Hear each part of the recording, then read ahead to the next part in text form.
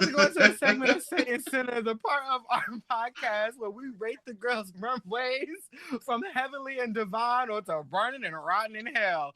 So there we go. Yes. Up first, we're going to talk about Miss Rose.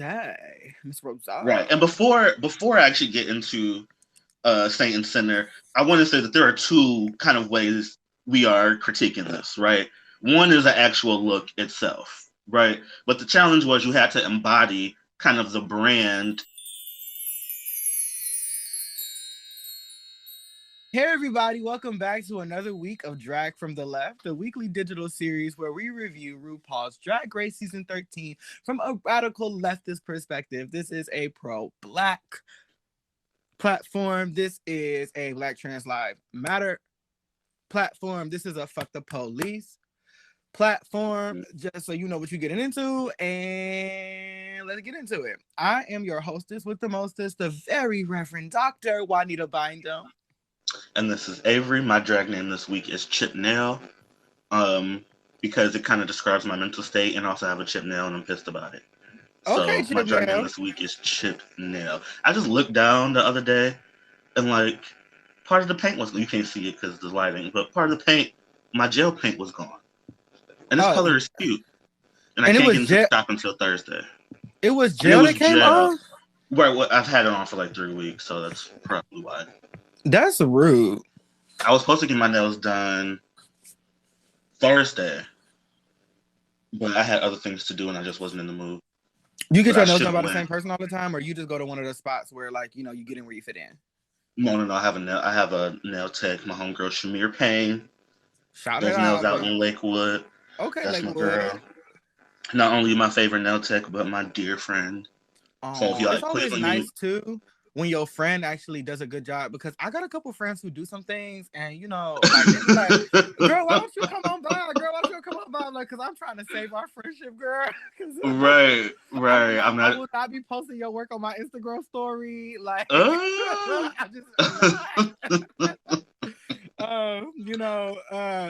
I'll go ahead and give you, you know, some stars on Yelp or something, you know, because you know you need your practice. But I am not interested in being the sacrificial lamb. But maybe that's a little foreshadowing to later. Let's get into it because we have a lot to discuss. Yeah, we really, really do. So we are back for I'm sorry, I just can't stop laughing. We are back for episode 10 of RuPaul's Drag Race.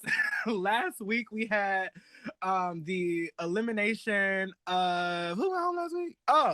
Elliot with 2 T. See how easy I forget? Elliot with 2 T's is out of the door. He was sent home by the lovely Utica, aka the Ivory Enchantress. But she was sent home, and Utica enters the workroom full of joy and glee. Now, what is going on? So my girl Utica was like, lip syncing just kind of revitalized and rejuvenated me to go in this competition and eat, which a lot of people were saying like that doesn't make any sense, like being at the bottom is not a good feeling. But you know, I'm not a competitor, nor have I ever been a competitor on RuPaul's Drag Race, but I kind of feel what she's saying. Like, as queens, a lot of y'all, what you do is lip sync. So when you get the chance to do it and you do it well, that does, like, for me, I can see how it will put like a little bit of fire under her ass. Like, yes, I know I'm about to go in here and eat because I do the thing that I do best very well. So I understood where she was coming from, but a lot of people did not. A lot of people don't get it. But I say this: I think Utica came in, and of course, all these different queens get branded different ways. I'm the fashion queen. I'm the this queen. I'm the comedy this. I'm the blah blah blah. She's like, I want you all to know that I'm a fierce competitor. So I do feel good that I sent somebody home, and I also don't want to like get into line with this narrative. Like, Elliot just didn't give their all. They were just so tired of being there, and I was like, well, you know, that's the way the cookies motherfucking crumble. At the end of the day, Utica's here and Elliot is gone. Yeah. Point blank, end the period. So I'm glad that now that, you know, there is room, like everyone, I think at this point, everybody in the room, we know all of them are not necessarily competitors for the crown at this point, but everybody that is left is sickening in their own way, in their own right, and has something really, really strong to give to, you know, the drag universe. So I'm excited to see who's left. This is the point where like it gets down to the nitty gritty when it gets to eliminations and whatnot. Yeah. And that's what I like. I want neck and neck. I want, you know what I'm saying? I want the shock, the at the edge of your chair. Like, I don't know who got it, you know.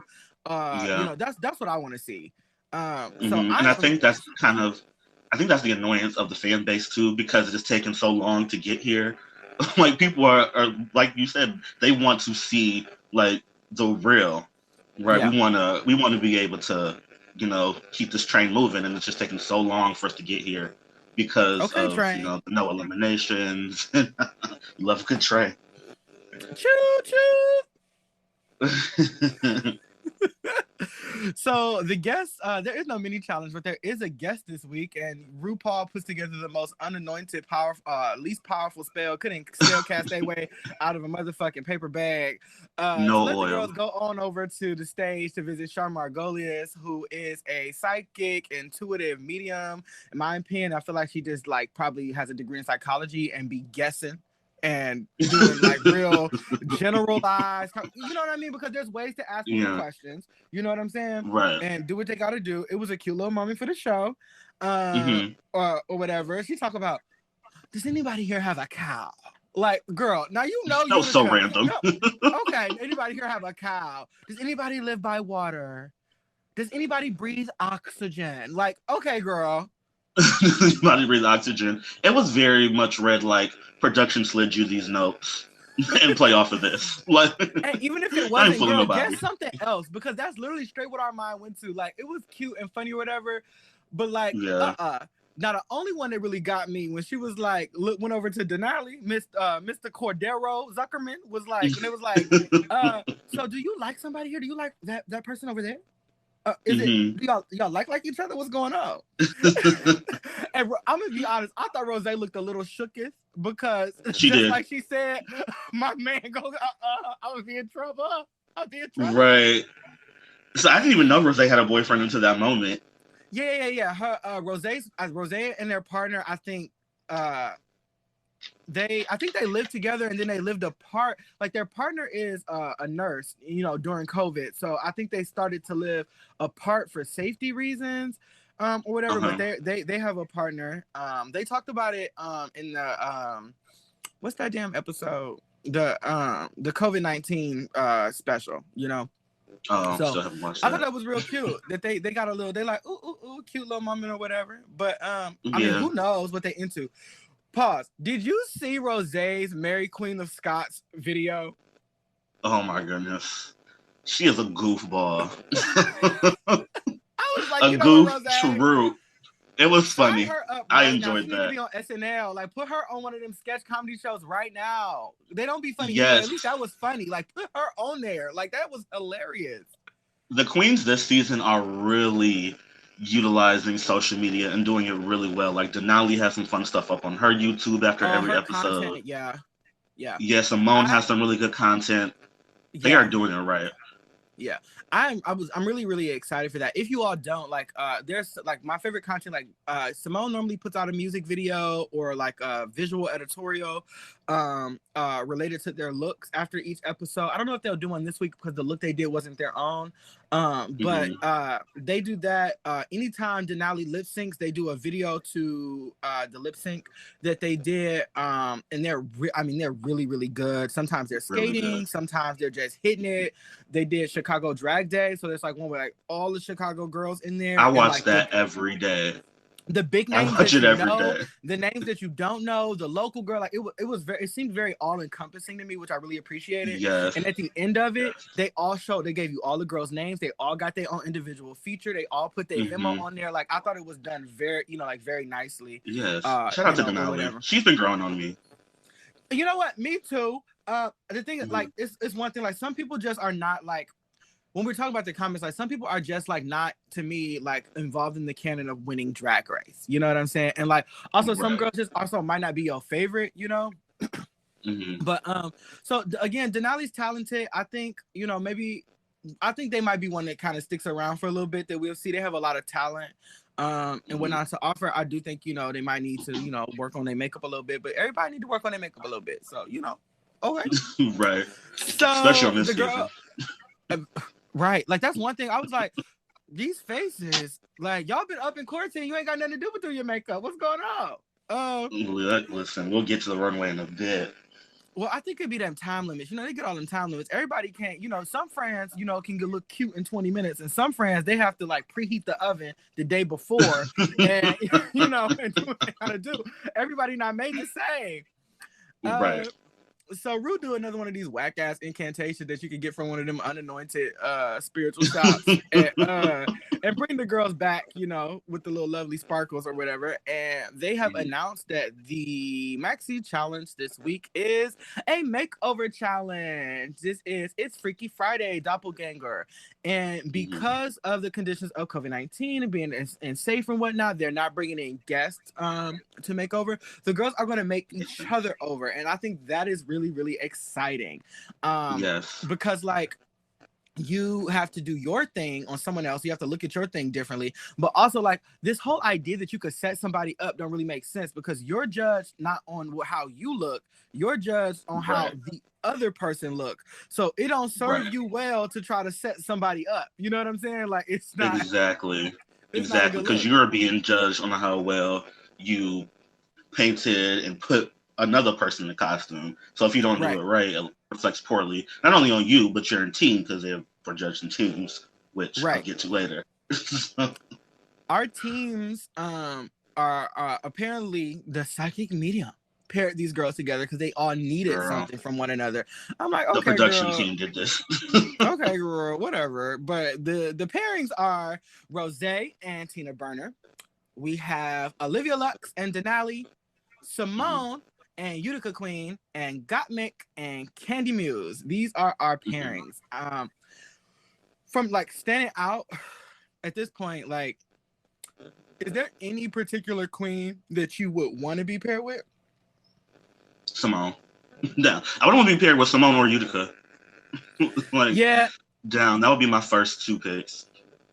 I'm thinking like, if I'm gonna do the whole, I probably would have. And my initial thought is that I would have picked Olivia because I think I'm just thinking like one. I want to pick another black queen. You know what I'm saying?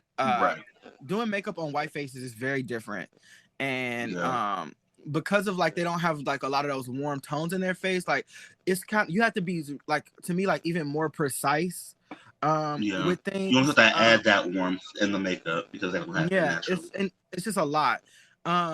Also, me, Olivia, you know, is like they not super skinny, so I feel like I would fit. I could wear some of their closet, and they could wear some of my closet. That's what I'm thinking about. I mean, because like Tina Burner is too big, and everything they wear is ugly. I could pick. I wouldn't in this challenge. I'm not being funny. I also in my mind I was like, me personally, like, of course Simone is the fashion queen, but how am I gonna get my big ass into anything that bitch wear? And she don't sew, so she can't. And she don't sew. So I'm also thinking about picking Candy Muse because Candy is, you know, they not as melanated as I am, but they, you know, they're another person of color, and also Candy is a good makeup artist. I think Candy's a really good makeup artist, and they bring some fun. They have some fun pieces, so I thought I would either pick Candy or Olivia for myself. Is there anyone who you absolutely would not want to pick? Let's say it on 3. 1, 2, 3. Tina Burner. Tina. Absolutely not. Nothing.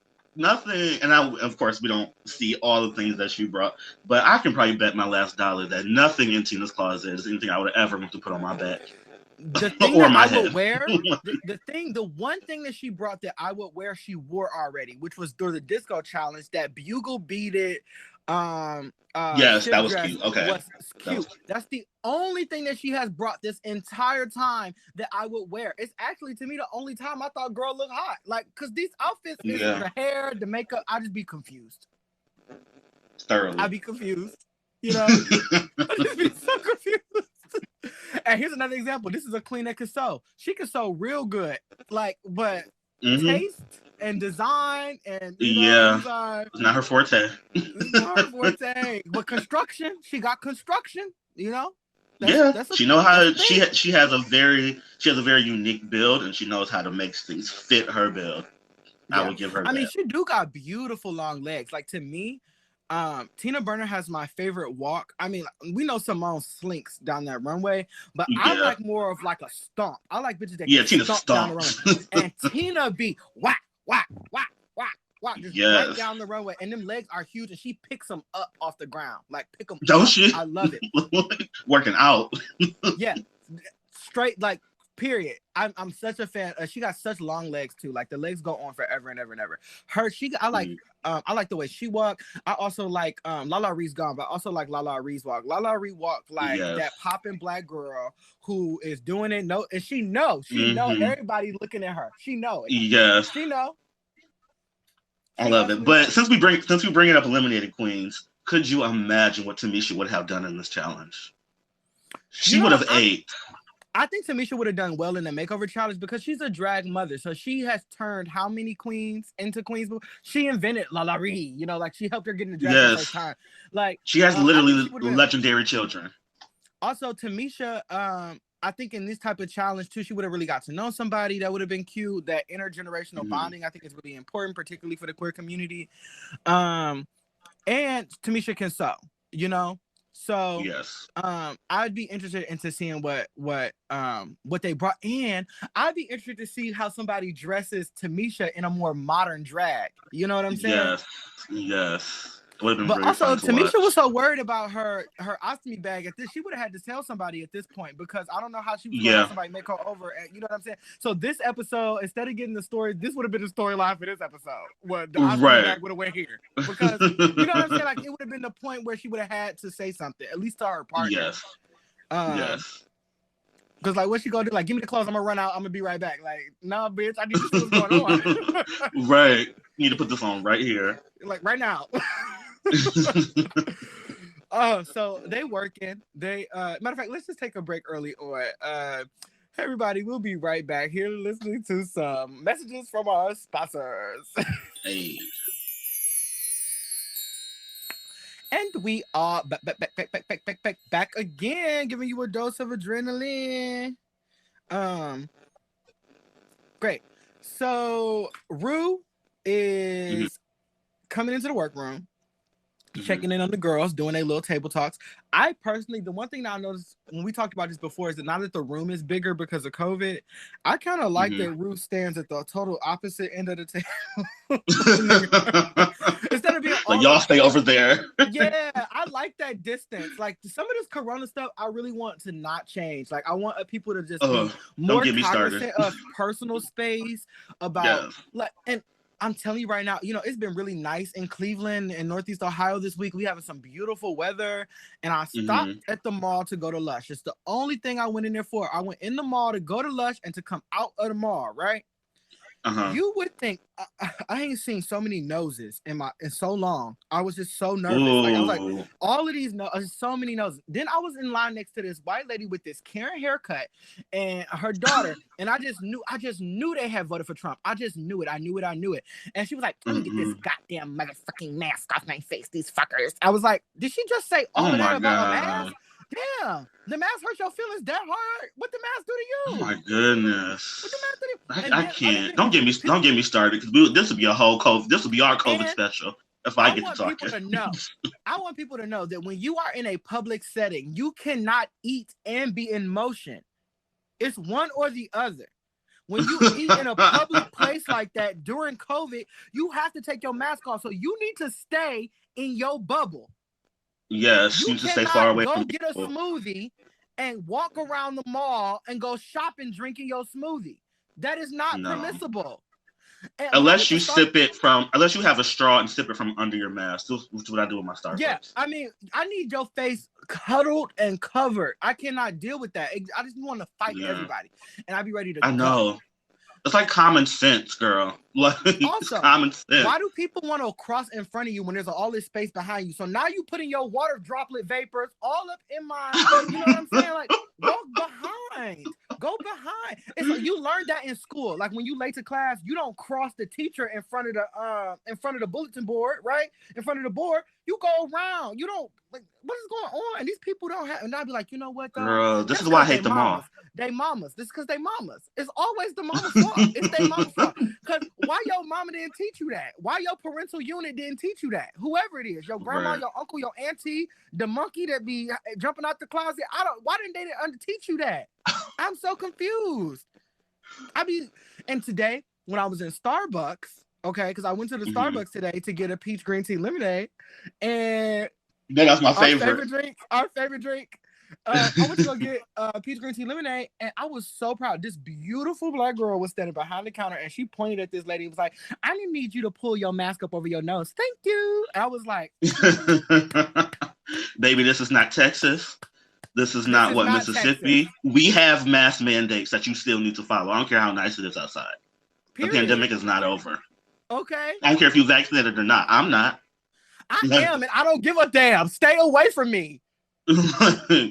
That's what people like. A lot of people are getting more lax on the COVID regulations and restrictions because a lot more people are being vaccinated and it's getting nicer outside. And we are all tired of it. I get it. But not everyone is vaccinated. And the pandemic is not over. Numbers are down. Like nationwide, numbers are down. But girl, we still need to be vigilant. It's not over. Well, this is the behavior when shit go backwards. You know what I'm saying? Like all of a sudden now, all these people is getting sick again, and the vaccine didn't mean shit because it didn't have time to do what it needed to even do.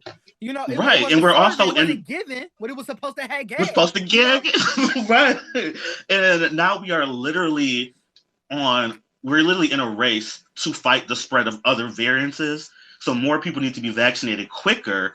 But even if we do get vaccinated and we loosen up on the mask restrictions and social distancing, it won't matter. Like, we can have COVID-19 2021, 22. To working in Why we want to go backwards? So why you want to go back to working in the office so bad? So bad. Why? Working from home has been wonderful. Gas prices going up. Why you $4 a gallon in your underwear? I'm sorry, I'm not willing to give up the life of which I've become accustomed to. I am not. Exactly. All y'all motherfuckers gonna be paying me alimony. I am not playing. I ain't signing no goddamn prenup. No. Let's get back into this challenge. So RuPaul Charles is walking through this workroom talking to all of these queens. And I'm gonna be completely honest. It was only two things that she said that I gave zero any fucks about. Was when she said, "Rose, well, you supposed to do this," and then you end up. That was a read. That was a little bit of a read. A little bit. And then the other thing she said was, "I'm sorry, I'm all over the place. I want to take 2 steps backtrack and then jump right back forward." Shout out again to Utica. We're gonna talk about this in call in, call out. So stay tuned. Yes. But Miss Utica is paired with Miss Simone, and you know Utica got some weird outfits. That bitch wears some weird ass outfits, and she gonna look over at Simone talking about, "I want you to put these things in your mouth." And my girl, shout out to Simone too, because Simone is very intentional with her word choice. The wheels are always spinning. I think, when of course we don't know her, to pure speculation, she seems to be a very kind person. She is not someone who says the first thing that comes to her brain. And she processed it. We all could use. I can take a page out of her book. So I appreciate Simone, because some people would have been like, "This ain't me, I give up." Right? She was actually on the journey with Utica and vice versa, and that's why they made such an amazing team, I think. Yeah, I thought, like, when I saw them, I was like, "Oh, winning pair, bam!" I knew it. I was just like, "This is perfect," because they're the group that each need a little bit of what the other one got. Simone needs some, like, to get up out of having to feel like she got to be perfect all the time, and then go out there and literally have fun. You know, have fun. And what Utica need is to stand up a little straighter, to give a little bit more fierce. She could still be weird, she could still be goofy, but she needs to know that she's serving it. You know what I'm saying? Be confident in Utica. Yeah, Pierce, she'd be like, "I don't give a fuck what anybody in this room got to say because I am that kind of girl. I am sickening," you know? Like, yes. You can tell she cares too much what people else have to say about her. And I think that's why they had that disagreement last week and, the week before about her being fake, because, her behavior may come off as fake, right? Because I don't think she really know who she needs to be. And I kind of relate to having difficulties with you know, being vulnerable and intimate with people and taking the time to open up and not wanting to come off the wrong way, you know? So all of these different pieces, and it's not like you got like dissociative identity disorder and you doing all this separate, but like we show little pieces of ourselves to certain groups of people. And I think that integration and that ability to kind of just be all the pieces of you a little bit everywhere is so useful. And as marginalized people, we oftentimes have to like cut the pie into different slices and share different pieces with people out of protection, out of safety, out of livelihood. And then what happens is you start to see ghosts where it ain't none. You done got your ass whooped so many times from wearing that pink dress. You just like, I ain't wearing that pink dress no more. I ain't wearing it no more. Come on, say that again. So it's a learning curve. It's a learning curve to it. And I respect Simone for being so intentional with the way that with the things that they say, and I respect Utica for having hesitancy and for like taking a moment and to think about the things that she does, how they affect others, right? So I think she should be celebrated for that, and that's not the discourse that I've been seeing online. And we can like continue. We could go talk. We could go into this and call out. But I'm getting all into it. Utica should be celebrated for that. So Miss RuPaul Charles come over to the table. And they having a conversation about, you know, what they go wear. I'm weird. I'm this. You know, y'all need this of each other. And Utica and Simone asked a very pointed question. She's just like, well, what am I supposed to do? Because I'm about to put this bitch in this iconic black look. And RuPaul gonna say, do it with love, baby. Do it with love. Right. Which is good advice, but it needed to go more. He said, when you are doing things out of love, and then that's I got. Then he went into it don't matter what people say. Got to do no. And I don't want to spend too much time on this because I'm going to talk more about it and call in, call out. But baby, that was a very missed opportunity for a very relevant and necessary teachable moment, especially given the current cultural, social, and political climate that we are in, RuPaul Charles. Why did you not take that moment? You know, and if you don't have the range, you just don't have the range. And that's okay, but say I don't have the range, and let's keep it moving. Thankfully, Simone and Utica figured it out on their own, but they didn't have any guidance.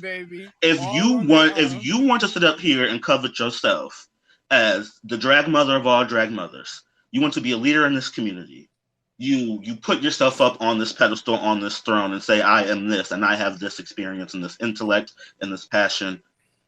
How are you not guiding your supposed daughters in the way that they should go? Right. This is the second time this season where he has given bad advice in terms of cultural exchange and interacting with the fan base and just kind of being on top of how you're going to be perceived and how some things that we do can come off as offensive, or vice versa, how the fan base can come off as offensive, and the whole thing about accountability and stuff. Like, this is the second or third time where the mark has been missed, and it's a little frustrating as a viewer. Right. Well, stay tuned in as we discuss that later in our after show call in, call out. So the girls are continuing. They are continuing on, trekking forward. They got this time limit, and we pan on over to Mick and Candy, and they trying to figure out what they go do. You know. Ooh, I feel for them. What are you gonna do? Because I feel for them. And it wasn't just like, oh, we're different sizes. They're different heights, they're different sizes, they're different skin tones. They like, it's just a lot different. Okay. Yeah. You know, and they can't just shop each other's closets. They have to create whole Mick does drag, I tell you. Mick dresses in drag. Okay. Drag. And Candy is serving more so like, you know, bio woman, fishy. I'm a girl trying to be, you know, really pretty, you know? Is typically where we get the lane that Candy's in, you know, is really pretty girl. Yeah. You know, she don't do drag, you know, it's not like, oh, you know. So it's a lot. So we see them over there, they just pretty much have to cut their clothes up and make new ones. Yeah. And shout out to them, mama. Shout out to you, mama. I mean, okay. That's the challenge, that's the competition. We had the hardest challenge and we made it work, baby. You did have the hardest challenge and you did make it work, but that's not an excuse. This is what I'm telling you right now. I'm telling you right now, Avery. I'm telling you right now. Unless the dress that you bought was equivalent to the cost of the money you about to win, I just don't. I don't see why you wouldn't cut your shit up. I don't see why you wouldn't. I don't want to hear it. I don't want to hear it. This is the challenge. You have to do it. This is the biggest platform for somebody to do what you do. There's nowhere else. This is it. And you are in this to win it, allegedly. And you are here. So you need to do what you need to do. Okay, bitch, I would have told about the hot glue gun, the razor blades, anything. You need to dye it. You want me to braid it? You want me to iron it? You want me to melt it? What the fuck you want me to do? I'm going to do it. Okay? Matter of fact. As soon as they said my partners got Mick, I'd have been like, well, where's the scissors? Where's the sewing machine? Where's the hot glue gun? Because I know I'm going to have to put in some work to make this happen. I'm not going to sit up and complain about it. It just has to be done. It is what it is. And I like that type of energy. You do what need to be. You go in there, you assess the game plan, and then you just got to take one. Like, girl, if you do this and you kill it and it's sickening, you going to make that outfit back times 12, times 20 when you get off of here. Hello? Fuck that outfit. Hello? Fuck that damn outfit. You ain't even got to win a competition. We know in Drag Race. You just got to stick around for a little bit to get some notoriety, and boom, your career is pretty much set. Right. At least you about to be 100,000 there. You know, couple 100,000. Yeah. Come on, you're gonna get some bookings. It's gonna set you up to start a podcast or a YouTube channel, or now you have You can make an OnlyFans. All the girls love the OnlyFans. Go ahead on and make your OnlyFans. Once you are on, you don't have to win Drag Race to win Drag Race. Yeah, we all know that by this point. I cannot see why you would not alter your wardrobe. I would be cutting everything into confetti, period. Yes. And they were not the only one that had difficulties when it came to size and build, because Rose and Tina had the same issue. Well, which is why the dress Tina pulled out for Rose that she couldn't wear. Yeah. She had to do something different. But this is what I'm going to say about that. And, I'm going to wait just a minute. The girls are having, the complications and the difficulties with picking up the sizes and whatnot. But I think it plays out on the runway. When they finally walk down the runway, you kind of see how it all plays out. So let's get into the runway. Let's get it right into the runway. Right into the runway. So let me get my notes.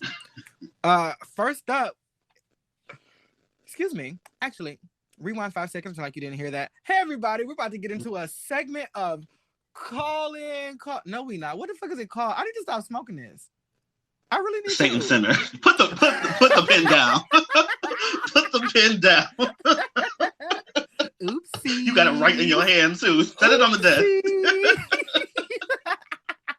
Satan Center is the segment. We're about to go into a segment of Satan Center, the part of our podcast where we rate the girls' runways from heavenly and divine or to burning and rotten in hell. So there we go.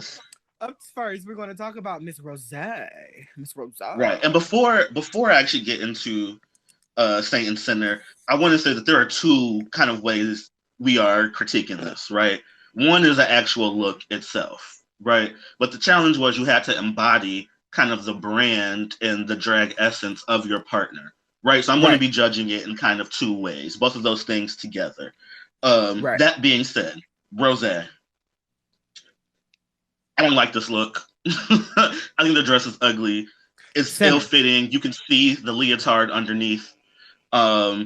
She did sell Tina, but I like the wig. She did sell Tina. The makeup was very Tina, but the outfit itself was a sinner. Rotted, gutted, sinner. This is like you have committed a sin, and Rose didn't commit the sin. Tina Burner did. My critique for Rose is Tina's critique, and this is bad. And I'm gonna tell you real quick all the reasons why it's bad. Okay, because this is. Let me tell you what kind of bad. This is, in the words of Joanna Scammer. You know what kind of bad this is? This is making ramen noodles and stuff with hot dog water bad. That's how bad this is. Okay. First and foremost, Tina Burner is gigantor. Okay, she's humongous. And she's a seamstress. So why would you not take this 50s housewife style dress that is so contingent on the proportion? Why would you not cut the skirt, at least cut the skirt and hem the skirt up? All that was cutting it into a perfect circle. But she didn't want to do that because this is designed by Florence DeLee, one of the top drag costumers. And that outfit alone probably cost her, $2,500, something to make. I don't give a damn. Cut it. The apron too. The proportion of that apron is so big on her. I just don't. We couldn't even read what was on it. No, well, they're little pie charts. They're pie charts, and I'm just like, okay, girl. So you sherry pie now? Like, I'm confused. Like, I thought you was Tina Burner.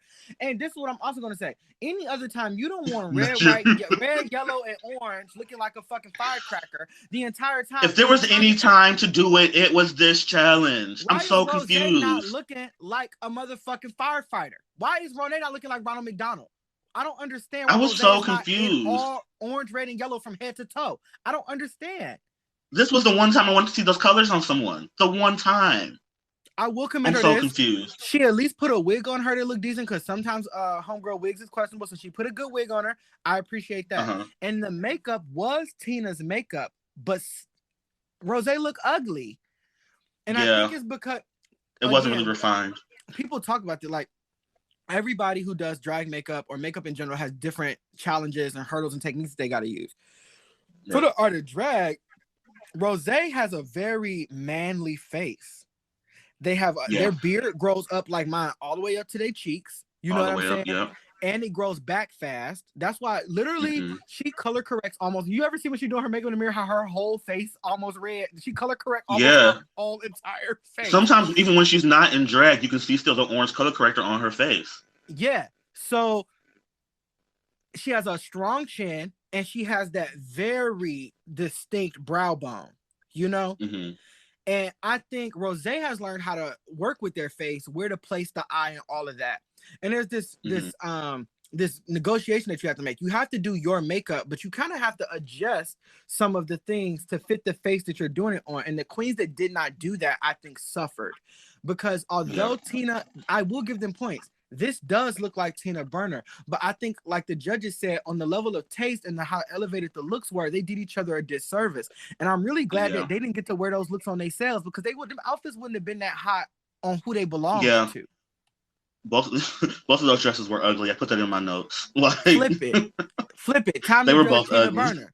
Tina Burner, another center. She, like the same note that I gave Rose. She sold Rose, right? She sold.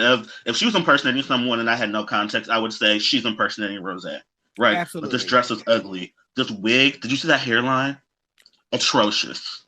First off, she wore it. I think this is the wig she came into the workroom in, and it looked weird thin. It's very troll doll. It's getting very poppy from the Trolls. Disney's the Trolls. This is an unsponsored content. Disney, if you want to give us a call, though, I mean, hey, whatever. We would take it. It was just incorrect. And also, again, another expensive dress. That dress is, I forget the name of this designer, but they do those zip tie looks. Really came from this designer. They kind of revolutionized that whole zip tie dress, zip tie sleeve thing. But like, first off, that dress has mesh, tie-dye, stripes, polka dots, zip ties, too much. Blue, pink, too much. Yellow, white, black, and gray. And I think the base of the dress is made out of scuba neoprene. It's just it's too much going on. Too much neck, Taquita. Too much neck. Too much, Taquita. I'm not doing this. I'm doing this on top of the vocal. I'm on top of the vocal.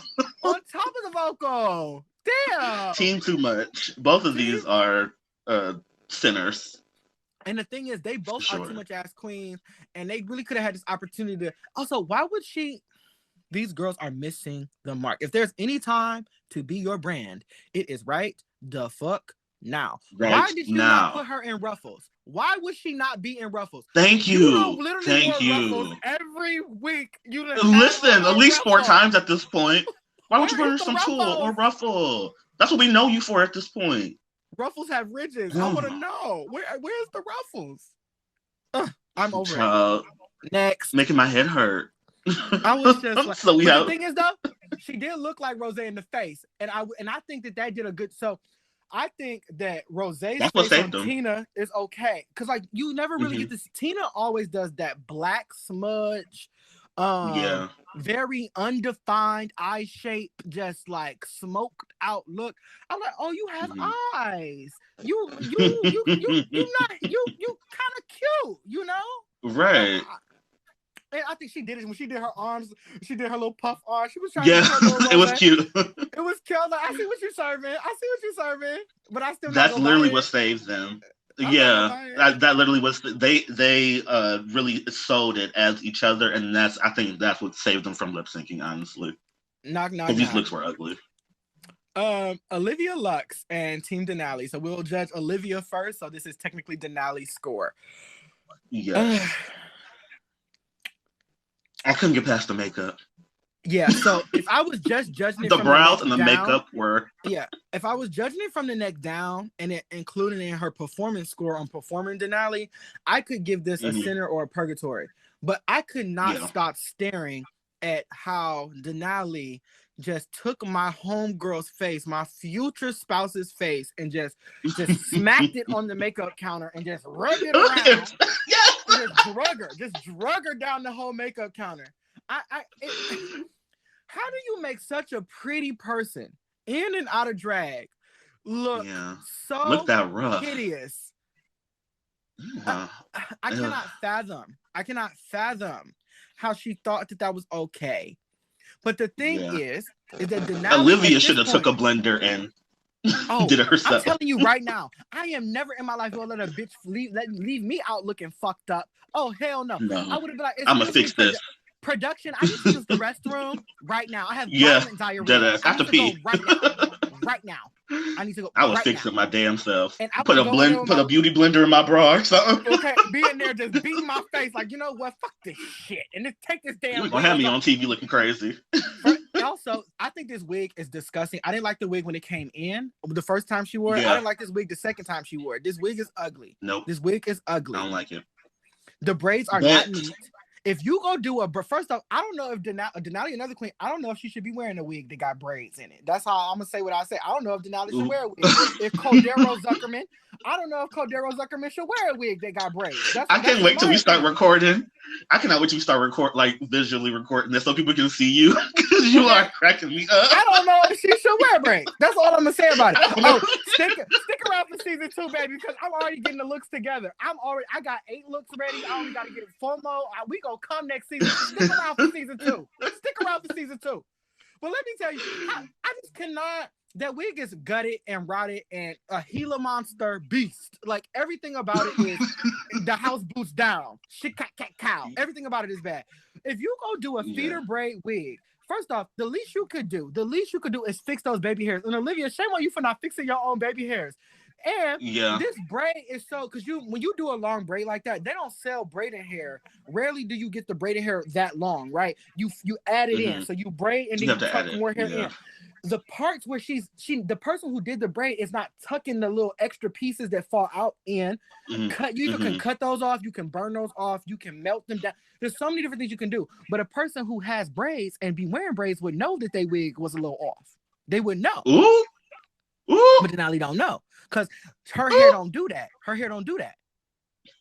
She said she was a Jew Mexican. That's what she said. Is that what she said? She said she was a Jew Mexican. A Jexican. Or a Mexican. A Mexican. Stop it. She said. That's what she said she was. That's what she said she was. Look at the material. Look at the material. You be the judge. You be the judge of it. Absolutely not. Well, yeah, and then the poor Olivia. Olivia, did you see her trying to pretend to ice skate? Yeah, she tried her best. She tried her best. She did not feel beautiful. She was not a belle of the ball. She knew she looked. Oh no. Where was the blending? Where was the blending? When they were getting their critiques, both of them just looked so defeated in the face. They knew that they were in the bottom. They knew that they were in the bottom.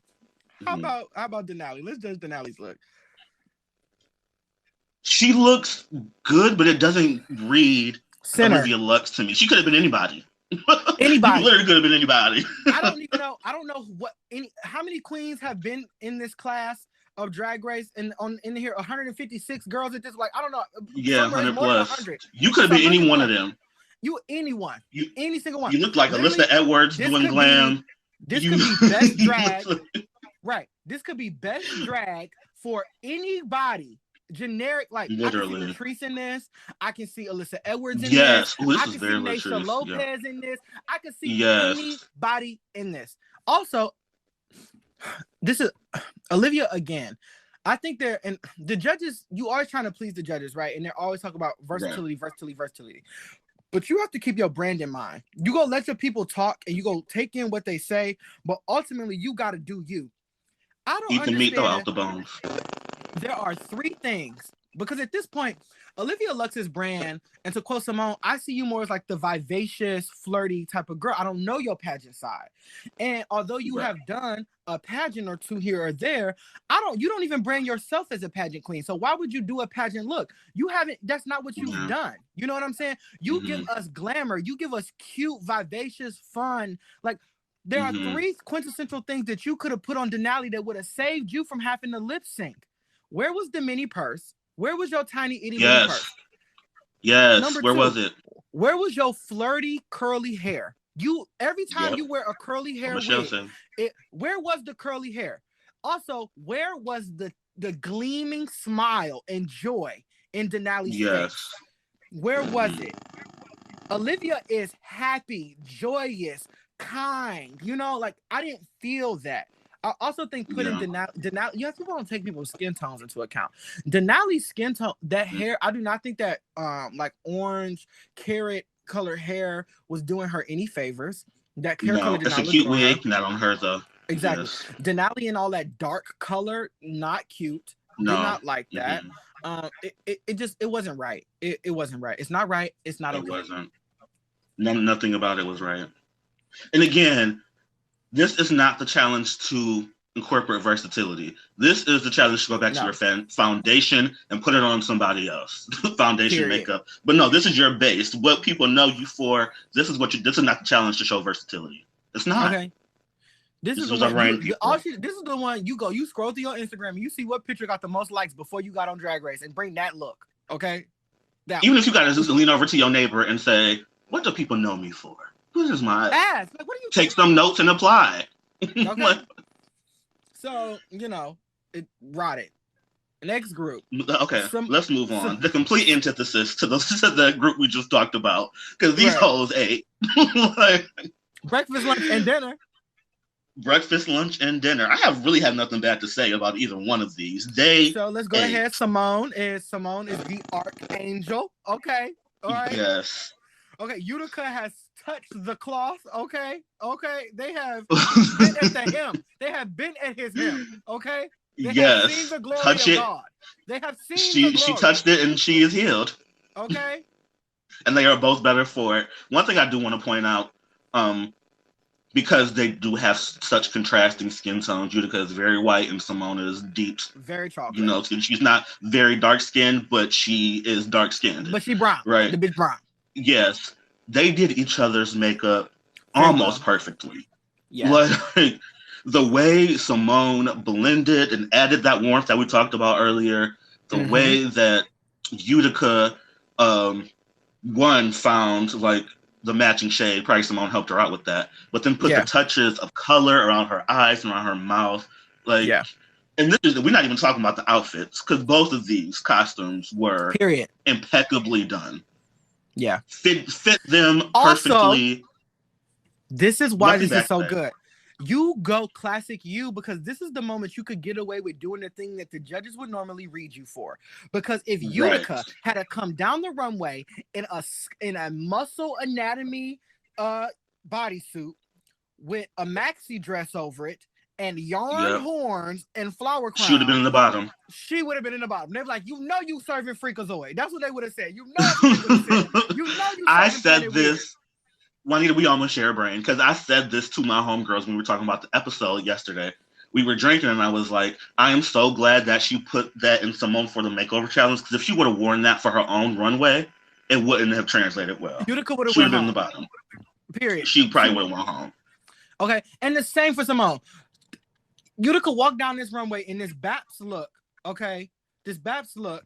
And if Simone hadn't worn that, they would have been screaming yet again, another reference, Yeah, and she already kind of served the Bap looks week one. Like, well, we already kind of got a Baps look before it. Yeah. So they would have been screaming versatility. Period. And shout out to Utica, not Utica, for Simone saying, like, this is what I brought. So this is me. This is what I brought. Also, but Utica sold it. I love it. So served it. She pumped it down the runway. She did what she could do. She looked great, and this is how you do it. She didn't walk down the runway just doing too much. She was just serving and embodying Simone's essence. And I think that's the key of impersonation, really, is you're never, unless you're one of those people who just have one of those, like, you just lucked into your voice and your bone structure and your skin tone looking exactly really close to somebody else's. There are some people like that out there, but you will never ever be able to legitimately be a doppelganger. What you ultimately have to do is embody the energy and the essence of that person, right? Like, if you could reduce Avery down, right, to 5 or 6 words, what would those words be? That's what Juanita would need to serve. You know what I'm saying? Right. I would need to be like a quiet killer. You know what I'm saying? Like, you don't know what I'm about to do, but then I'm gonna get you with my stinger. That's Avery to me. You know what I'm saying? Like the dark horse. You know what I'm saying?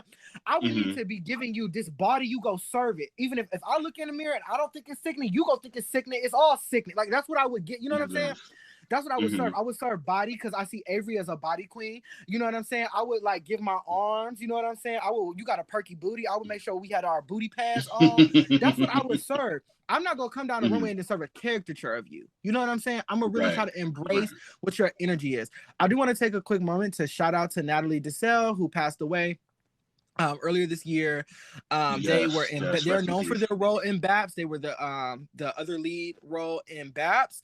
They also have been, excuse me, I believe they're also on. Were they on Eve, or was that a different? Was that? No, yeah, they were on Eve. She was in Cinderella. They're in Cinderella. They've been in Tyler Perry films. They're really great actors. And anytime that she really goes on talented stage, people actress. really enjoy her performance. And she was a really talented actress that everybody might not have like known her as a household name, but she was really, really talented. So shout out to that. And I'm certain like she had no idea, you know, like, because this was probably, I think this was recorded before Natalie had passed away. But definitely shout out to you. And I do want to point out, if people don't know the BAPS reference, this is an illusion of both their looks, because the blonde hair piece goes with the tangerine orange cat suit. The leopard print suit goes with the black hair with the fan that says "Booyah" in the back. So they added both iconic pieces in the same look, which I think is really smart. Very intelligent. So shout out to them. That's a really good, strong group. Moving on, got Mick and Candy Muse. Another saint, baby. Got Mick. What she did to Candy. Love it. Girl, this makeup, this wig, this outfit. That wig is so Candy cute. Looked great in it. And Candy looked great in it, and she sold it. And it was so drag. It was good to see Candy do like drag, you know? Right. Howsoever, what Candy did to Got Mick, a little bit confused by. I will say the face was beat. Candy can beat a face. The makeup was gorgeous. The outfit I didn't really get. It was kind of sexy, but it was a little bit more, a little campy to me, which I don't really see for Candy. And they were really focused on. Mick was really focused on being hood and being from the Bronx and blah blah blah, right? But Candy doesn't always give that to me. Like, that's her. But it's also like, but I'm sexy. But I don't know if that's the character. I don't know if that's the character that she performs when she walks down the runway. That's kind of just like who she is. You know what I'm saying? Right. But when she's do her yo because she is yo, so she don't got to do yo. Right. You know, she has to do yo. Right. So when you talk about character of caricature, I think that's what Got Mick gave as Candy, and it almost kind of did Candy a disservice. Because that's not the end all be all of Candy Muse, and this is me talking as a non-Candy Muse fan. Remind me when we go into call and call out to just ask me what I thought of Got Mick and Candy's pairing. Just make sure you ask me that, because there's a little piece that I want to talk about in terms of like accountability practice, just a little bit with this piece.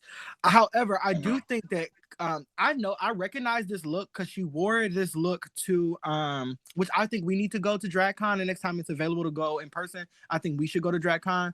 DragCon, y'all want to book us? We can do a segment. We can do we can host something. You know? I just think, I'm not being funny. I think we should just register and get a booth. They're like, who are these bitches with a booth? Us. Come find out. Come find out, girl. And honestly, we could probably sponsor booths. We could probably bring a couple Cleveland queens with us and do like a Cleveland queen booth. You know what I'm saying? Ooh, that would be dope. Cute. But I think the fact that she had to take in and edit and do that whole do all of that with that look, it was good. It was cohesive. And even though this is something that's difficult for Mick, but Mick was not dragged. They were very classic womanly glamour, which I know is sometimes very difficult for them to do because of how the community likes to invalidate bitches and stick them in these binary categories about what they're supposed to be and how they can look, instead of just sucking in the sickeningness and and eating it, appreciating it for what it is. Right. But I think they did a really good job. I do think that they were a hair below Simone and Utica. Simone and Utica were just on another level. They were just on another level. But this was good. This was good. And with that being said, half of it was good. Yeah, it was. I think Candy's look was stronger, so Mick did a better job than Candy did. But I also think Candy did a good job. I don't think that was a bottom performance. No, there are definitely other groups who deserve to be in the bottom. Yeah. So the girls get the infamous question. And we can kind of dish on like the politics behind this in the after show, but they get the infamous question: who should go home tonight? So I just want you to know that not only one, not only two, not three, not four, but five, not just five. Oops, I didn't count right. 6 people technically counted Olivia. So that was Rose, Tina Burner, Simone, Utica, Got Mick, and Candy sent both the bitches to slaughter. She said, both of you look a mess. Peace out. Okay, and then of the other queens, Candy Muse got 1 vote, Utica Queen got 1 vote. From Olivia, we're gonna have to talk about that too. We're gonna have to talk about that. Something is going on there. and Denali got 1 vote because Candy didn't have time for them. And so that's what they did. And ultimately, the person who the judges were also online, the bottom 2 this week ended up being Olivia Lux and Denali, and our winners were Simone and Utica for a team duo win. They each got $5,000 cash tip. Well deserved. Do you agree? Absolutely. Leaps and bounds. Yeah, leaps and bounds above everyone else. Yeah. It's probably the first time you said that with no edits, but yeah. Period. But so caveat asterisk. What I will say is I don't think this should have been judges' teams. Should have been judged. Me either. There goes the key. And the thing is, though, and Ru sometimes don't do that. It depends on what kind of mood RuPaul is in, because sometimes they team challenge. Sometimes she don't even know. Probably. She don't. She just be like, I'm telling you, at this point, I really think Ruby up there just playing. Like at this point, it's like the person shaking the snow globe, and just whatever happens is happening. Wherever the stuff falls, that's just where it falls. I mean, she's still paid regardless, so why do it even matter? This bitch trying to rack in more Emmys. That's all she doing. She want another Emmy. Keep them coming. Yeah. Keep them coming. Yeah. Give me another one. She want to stay on air as long as possible. Yeah. So our winners again are the Ebony and Ivory Enchantress, Simone and Utica Queen. They each won $5,000, which puts Utica at $5,000 so far, and Simone at $15,000 that she has won so far in the competition. She got Congratulations. Money. She got money. So she gonna give me I want to supersize it. I like to supersize. She getting bacon and cheese on every burger. Okay, extra pickle. Okay, with the milkshake. And I want the loaded fries. Okay. This brings me just as I'm not going to spend long on this, but this is taking me back to the stimulus checks, tweets and memes that have been hilarious. How you go? Someone said, "Bring me all 5 guys. Bring me all 5 niggas." All 5 of them. This person talking about, I was about to make me some lunch, and they freaking was making noodles, and they go duct tape the noodles shut, like. Oh. Somebody said, I'm at Red Lobster. They was like, "Let me get a whale." But let me tell you right now, honestly and truly, where is my stimulus? Okay, it need to come on. I'm not holding my breath. I didn't get the last Stimulate one. Me, baby. So stimulate me. Okay.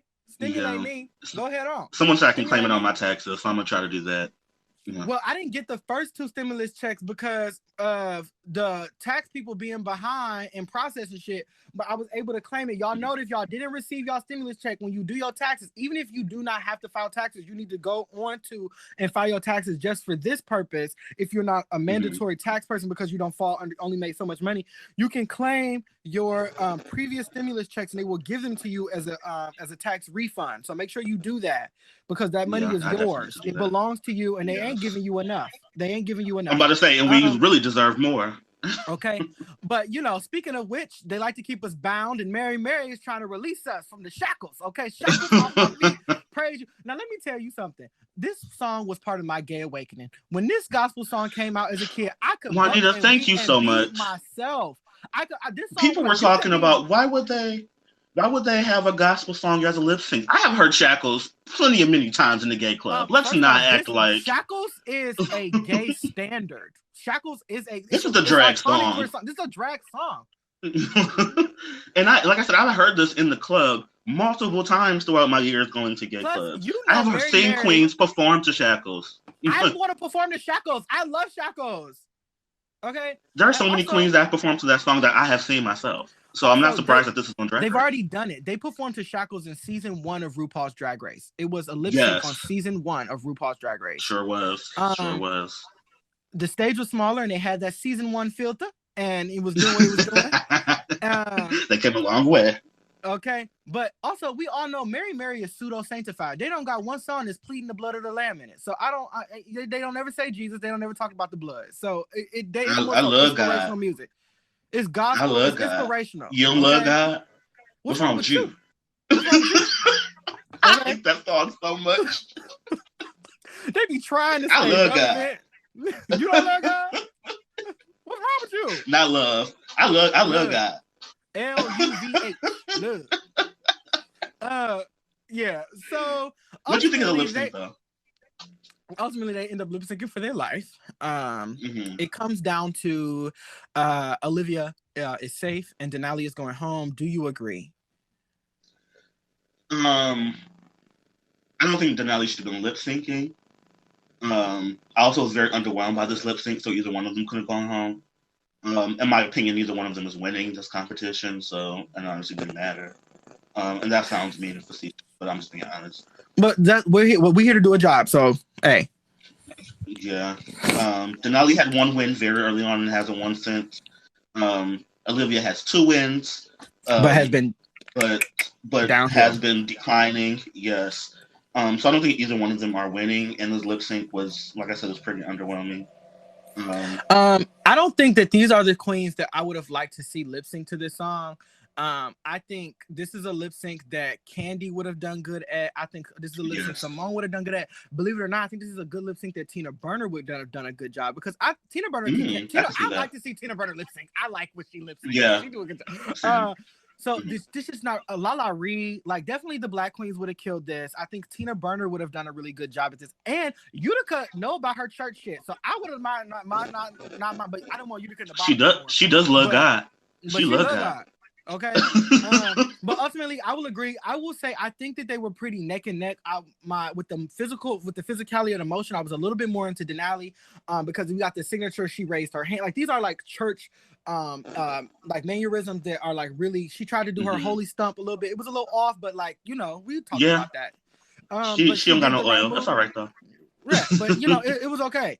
And but I think in the canon of it overall, like Olivia, I think it was time for Denali. If it was one of the two, I think Denali home over Olivia. I think that's just kind of the judgment call that she did. But honestly, I would have probably had Olivia in the bottom, and I probably would have also either put Tina Burner there. For me, I thought that Rosé looked ugly. Yeah. It really could have gone either way. I definitely wouldn't have had Denali. That's why I said I don't think it should have been judged by teams. Definitely Olivia should have been there, and it was a toss-up between Rosé and Tina. Looked like Denali, and the dress was cute. Okay. Yes. But that's just me, or whatever. And it is what it is. At this point, we're going on to episode 11. Next week on RuPaul's Drag Race, we have Pop Goes the Queens. It will be a branding challenge, so that will be fun to see what happens next week with a branding challenge. What is your overall grade of tonight's episode? I'm gonna do like a C, middle of the road. Yeah, that's all I got. It was all right. I'll get this episode a C+. It was, it was cute. So far on our winners tally, we have Denali's going home, but then we have Denali with 1 win, Olivia Lux with 2, Simone with 3, got Mick with 2, Rosé with 1, and Utica Queen with 1. And that's where we're at. Who do you think gonna be the next queen to go? I think it's a toss-up between Tinta. My girl doesn't have any wins. And if you don't have any wins at this point in the competition, it's not looking good. Same with Utica. Yeah. I think Olivia's in that bunch too. I do think all these girls are top 4 material, but there's only 7 girls here, so people have to go home. 3 people gotta go. Right. 3 gotta go. Literally, everybody from this remaining 7, you can scramble them around, and all of them could have a spot in the top 4. To me, we could argue place for all of them. There are some queens that we know definitely should be there, like Simone, like Got Mick. Got Mick has won arguably 2 of the hardest challenges, the ball challenge, the snatch game, and there's no queen that hasn't won those 2 challenges and not made it to the finale. One was Aquaria, and she won season 10, and the other one was Gigi Good from season 12. So she's well on her way to the finale. We know that. And you can make a case for everybody else. But and at this point, she hasn't. We know Tina Burner actually, she hasn't won. And at this point, even if she is winning, she's statistically unlikely to win this competition. And the only person to the only person to win the show, and it's only 2 queens that really have done this. So, Sasha Velour technically didn't win any solo challenges, but they did have 2 group wins. And one of my favorite queens of all time, Evie Oddly, only won 1 challenge early on and didn't win anymore. They won episode 3, and both of them won. Her and Scarlet Envy won together, not as a group challenge, but as individuals. So she had no solo wins, and the win that she got was singular. And she made it to the finale and won. And this is the thing with the new format of RuPaul's Drag Race. The finale changes everything. And also, I will say this, with Evie Oddly, she was in the bottom once, and she lip synced. It was one of the greatest lip syncs of all time. And after the one that she did, she was consistently in the top 3. She was in the top 3 6 weeks in a row. So, it was consistency. And we got Tina. There's no consistency there. So to me, I think Tina would be the next one to go. And I don't think Ru likes her that much either. And we know Ru gotta like you a little bit. So all right, everybody. For me, my front runner is still Simone for the win, and I don't see my mind changing. Same. Speak for both of us there. And that is what it is. I'd like to thank you all for tuning in to Drag from the Left. Be sure to follow us online at Drag from the Left. That's DRAGFTL. We're on Facebook, Instagram, and Twitter. There are links in all of our bios to our link tree where you can see press about us. You can contribute financially if you have the means to us. You can also listen and stream us on all streaming platforms, including Apple Music and Spotify. We appreciate your continued support of the podcast over here at Drag from the Left, and we like you all to know that Juanita and Avery love ya. If you like to stick around for our exclusive after show call in, call out, where we further delineate some topics that we talked about within the podcast, stick around. We're going to get back into it in about 2 minutes. Alrighty. See you later. 2 minutes.